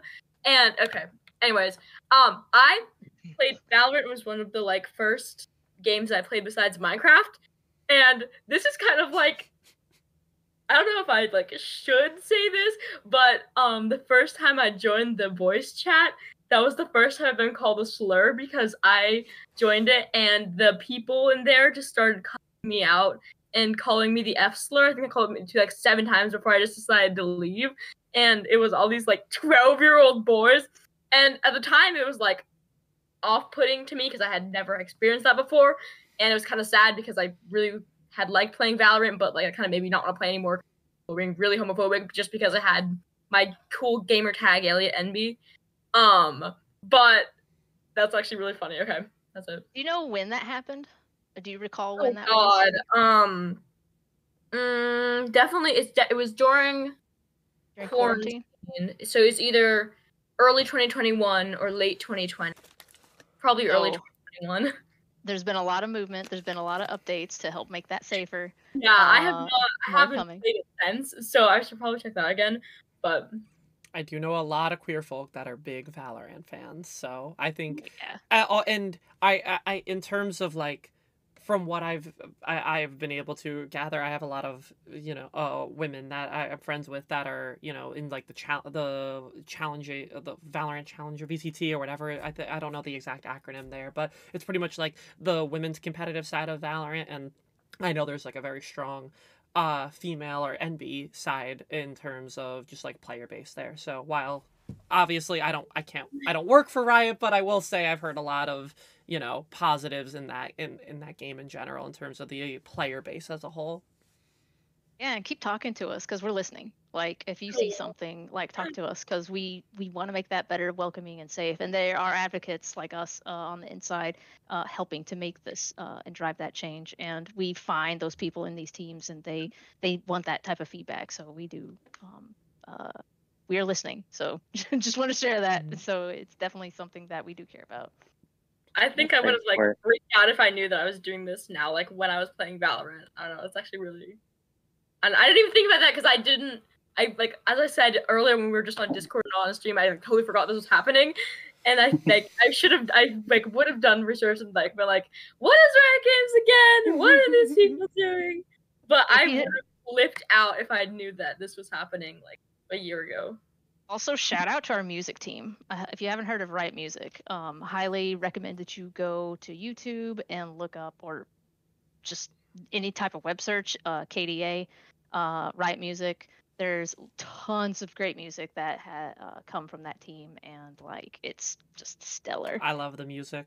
I said that, like I look forward to any time that there's music, and I remember like it's funny. It circles back to Arcane. The first like real song that I remember from Riot Music that I was like, oh, I am like bopping. It was when Vi first came out, and you had I think it was Nikki Taylor was singing the song for it, and just here comes Vi, and I was just like, I listened to I was in high school listening to that song on like repeat in like the library, being like, yeah, I don't care, I'm listening to League of Legends music, so what?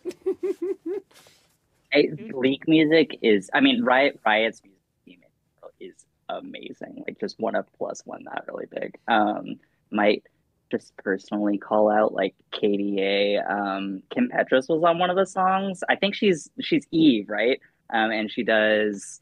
I think it's Villain. Yeah, the song Villain. Oh my god, it's so good. Had that on repeat for ages. That, and we just put out like the World Song with Lil Nas X. And yes. Like, oh my god, it's so good. Yeah, that incredible. was good. I love that song personally. I still am listening to Star Walking. Yeah. Went and saw Lil Nas X in concert, and he like played it as his encore song, and I was like, this is amazing. Oh, I love that. I think it's from like the intro or whatever of the Arcane show, like Enemy by like Imagine Dragons has been stuck in my head. It's just like Riot music, but like it's in the category, and it's been stuck in my head so much. I think that was like I think Imagine Dragons was like the first one where it really like hit the spotlight for a lot of people, where there was like, oh, Riot music, like they got Imagine Dragons, this is like big, and like I think that's when like people really started to take like the music side of what you all were doing seriously. Yeah, I love that. I love that. That's what got them. Now, we had Imagine Dragons for World Song. Also twice if you're into K-pop. Yes, I love Twice. No, yeah, they're great. I remember how exciting that was. Yeah, once. So we don't have much more time left, but I did want to make sure I specifically ask Elliot one question before I allow you, Val, and Em to talk about the internship. But Elliot, I just wanted to ask, like, what kind of advice do you have for LGBTQIA plus and trans youth in general? As you've been someone who has been so, you give off this mature age over than where you're at, and I think that you have a lot of wise words to be able to share with people. Thank you. Okay. Let me think. It's not like I'm like inspire the youth generation or whatever. I think one of my biggest pieces of advice is that there's no one right or wrong way to be transgender or queer or non-binary. Like you don't have to look a certain way, you don't have to sound a certain way, you don't have to dress a certain way. Like whatever way makes you feel the best like about yourself is the best way for you. Like I struggled with like my feminine side a lot just because of my experiences with getting misgendered if I even so much as put on mascara.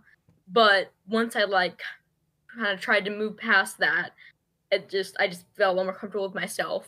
And so that's one. Another one is not obviously, but just keep going. Like there's a lot of hard things about being trans and being like a young person, and it's really scary, like with all the new legislation, and obviously dysphoria sucks, but there's also really beautiful parts of being trans, like getting to do stuff like this, like those moments like when I like first tried on my chest binder and I was like crying the whole night. I was like, oh my god, I got a chest binder. So just keep going and like be patient and kind with yourself, because it is hard, but as the company says, it gets better. Yeah, Love it. I keep saying, I'm like, hey, I know it's in the name, but it is true. It does get better, and I think Yeah. all of us here can relate to that in our experiences. Yeah. And then lastly, before we wrap up here, I know Riot has some internship opportunities that I think it's important to share because again, we've had this lovely interaction and Riot's been so gracious enough to be here. So I wanted you to be able to at least talk about some internships for people who are listening.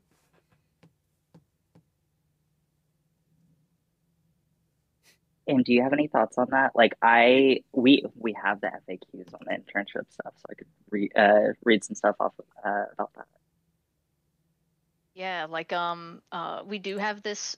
If you can check the FAQs, I'll prime the pump for you if that works.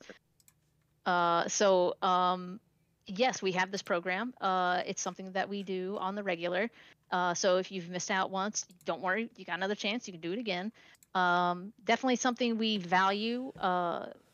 It's a fresh new perspective that you bring in. So make sure that you apply through our proper channels to do so. Bring your authentic self when you come. That's something that rioters value. It's something we kind of hold also just as a point of pride in being a rioter. I mean, it's in the name, and so it's something that you can feel like bring yourself and bring that perspective because it's going to make everybody else better. It's not just about giving you experience and helping you like learn how the gaming industry works, the way Riot does things in certain flavors. And there's more to the experience than just making the games. There are other opportunities. There's like the service itself, right? Like it's got to run. The game has to run. It's not just about building the assets, designing the game. There's so much more around games than just making it itself. So, yeah, like if you're sitting here and going, oh, I'm not really a code, I don't really do code, not really an engineer, that's okay. Or you're like, oh, I'm not really an artist, or, maybe I only like doing a certain type of art. That's okay. There's no wrong path in life. Like everything you take that you experience is just going to make the ultimate experience that is you better. And I'll pause with that and see if you have anything that you'd like to add, Valerie. Sure. Yeah, I think that is a really good. Like I just want to say that and this applies to anyone who is interested in getting into gaming. As I said, I had a weird path to getting here personally, and I think I've had to grow in this role a lot and learn a lot. I think so much of working in creative industries like this, part of the job is that growth, is that learning. I would encourage you, even if you feel like you're not, especially if you're a queer person or a person of color or a person who doesn't necessarily feel represented there, you can be and you are, it is worth pushing yourself to try to get into these roles that seem difficult or scary or feel like they're not related to what you do or what your skills are. There are so many people here at Riot across the company in so many different disparate positions who use their know-how to make the games happen in some way or form. I don't work directly on the games, but my team is so helpful to the people who are here, helping them grow in their crafts, helping them be better, making the games better as a result. So I just want to say that if you feel like this doesn't apply to you, it could, especially if you're excited about games. I want to read off a couple of the FAQs just in case people are listening and want to know. I believe you can find summer internship FAQs on the Riot website. So you can look up Riot Games summer internship FAQs and find it. But for eligibility requirements, so if you're a student who is currently enrolled in college, university, or non-degree courses, so individual courses online, certificate programs from an accredited program, you are able to apply for this internship. And there are roles available in disciplines that include software engineering, game design, quality assurance, production, art, VFX, UX design, data science, analytics, animation, business strategy, sound design, product management, and more. There are a lot. The point is, it is very widespread in a very like wide variety of fields, and you could fit into one of those. So I just want to call that out, and it does specifically say on there here, like, do you need to be good at video games to be considered? And the answer is no, not at all. Experience with games can help. Excitement about games can help, but it doesn't mean you have to be good or anything like that. Like we want you to be passionate about creating awesome experiences for players that is drilled into us as rioters. Like, we are here for the players who play our games, and we want to make the experience better for them. So that is the main value that you should have going in. Yeah, I'm terrible at League. I'm not a League Oh player. God, me too. But I am an FPS player. A lot of Halo, a lot of Left 4 Dead. And so like I have a big passion in that space. So Valorant was a good place for me to kind of like come in with, and I like help with that too. Even though I'm in player support, you may be thinking, oh, support tickets. It's like actually I do product aspect of it, and so I actually help these game teams when it comes to whether we're about to ship or there's a new feature, and we're preparing what the player experience is, because like that's a core value. And so we look at that and bring all the different perspectives, so that way we can understand what that experience will look like based on the way that a product is or feature is developed. And so I bring the perspective of like, oh, well, this may cause this problem, or this could cause that problem, or could we potentially do this, because then it would support these people in this other region. So that there's just like Valerie said, there's a lot of different aspects to it. So just as it is with gender, don't put yourself in a box, like, unless you want to be there. But there's so many more. Yeah. Highly encouraged applications. Yeah. You know, I wish that. And there you go. Sorry. No, you're fine. I would just the due date for the applications is Friday, January 6th, 2023. I wanted to call that out too. That's all.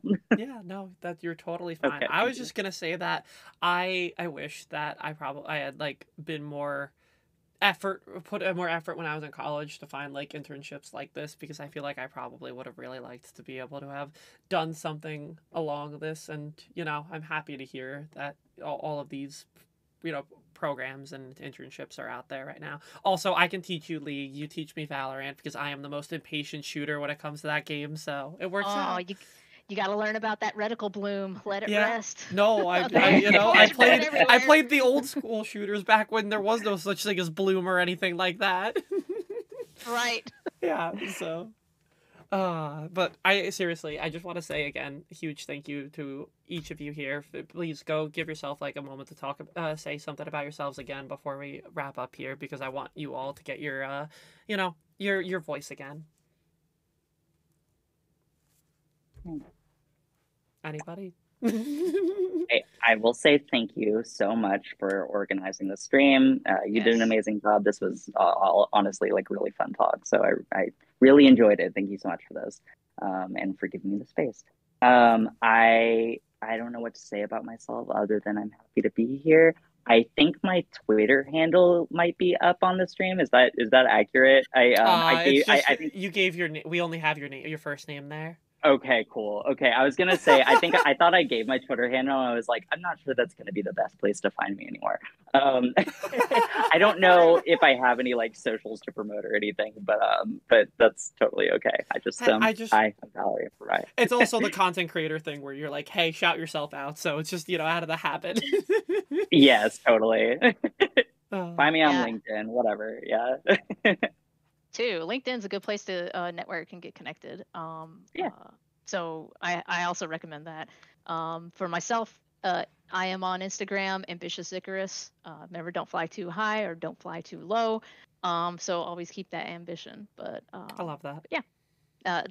Most of that is going to be my art, because I actually started in games as artist, and now I'm in product. I had a crisis. I have always seen myself as an artist, and I had my producer ask me one day, she was like, what would you do if you because I had this new job as a creative director, and she goes, could you do this for the rest of your life if you knew you couldn't draw? And I was like, yes. And it was like I had my identity wrapped around being an artist, and I had like a bit of a crisis, but it's all about then I realized, why do I like art? Because I like telling stories.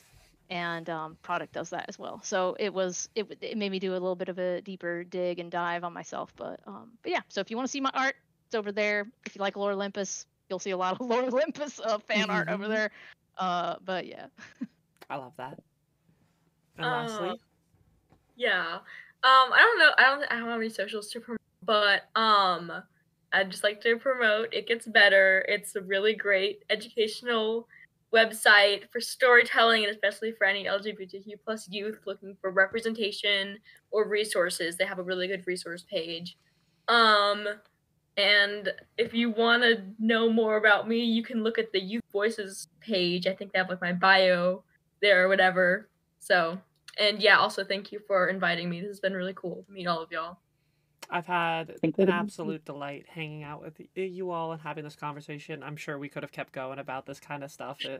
but I know we're all busy and, for all of our things. So again, thank you everyone. My name was Baeginning. I Bae or Chloe, pronounced she, her. I stream on Twitch and I'm an ambassador for It Gets Better. So thank you everybody for hanging out today.